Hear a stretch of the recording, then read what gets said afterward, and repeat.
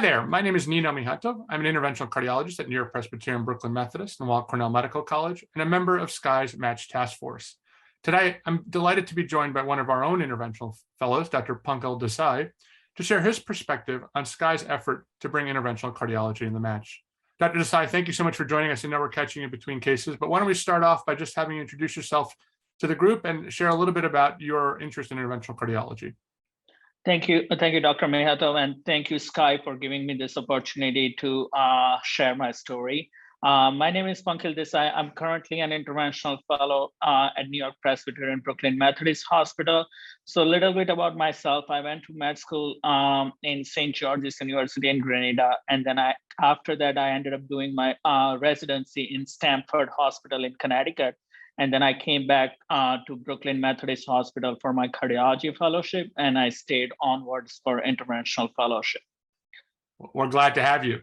And did you consider, when you were a general fellow, did you consider leaving Brooklyn Methodist for interventional fellowship? And could you tell us a little bit about the challenges you faced in the process? So I think one biggest challenge was definitely interventional cardiology is very competitive subspecialty, and they have like hundreds of applications applied for 1 to 2 positions. So most of the applicants, including me and my other co-fellows, we ended up applying for large number of programs, which a large number of programs, obviously it's going to have higher application fee. That's one thing. And other thing, since interventional cardiology, interview starts from end of December to April. It's a very long timeline for the open interview process. So we have to plan financially. Luckily for my time, it was COVID, so it was all Zoom interviews. But before that, I know co-fellows who had to make travel arrangements, fly, finding coverage for fellowship. That was very challenging. And sometimes you ended up getting offered position early on in the interview process, and you have to cancel the travel arrangement, all you have scheduled later on in the interview period. So that was a definitely big challenge for my side as well, that we had it was very uncertain what you're gonna have, what you're not gonna have. So that entire stress during the long interview season, it was one of the big challenge, financial and this mental stress about not knowing where we're gonna end up. I think you bring up 2 really important points. The first is that trainees in our field are financially the most vulnerable and being sensitive to that. And I think also the uncertainty about our existing timeline in the application process. Let me ask you, do you support the idea of interventional cardiology entering the match? I think like all the advanced cardiology subspecialties, such as advanced heart failure, adult congenital, or even electrophysiology, they all part of match. And I think interventional cardiology being in match would make this process much fairer. It will give applicants more time to evaluate all the programs they have desire to end up in, evaluate all the programs. At the same time, it will give programs more chance to evaluate all the candidates they have.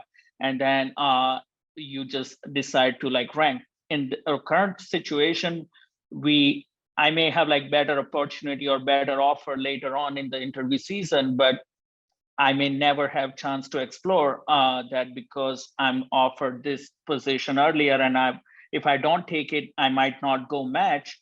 So most of the applicants tend to pick the first offer they get, and they let go all other opportunities they have. So I do support the idea of being in the match. I think that will make this process a little bit more fair.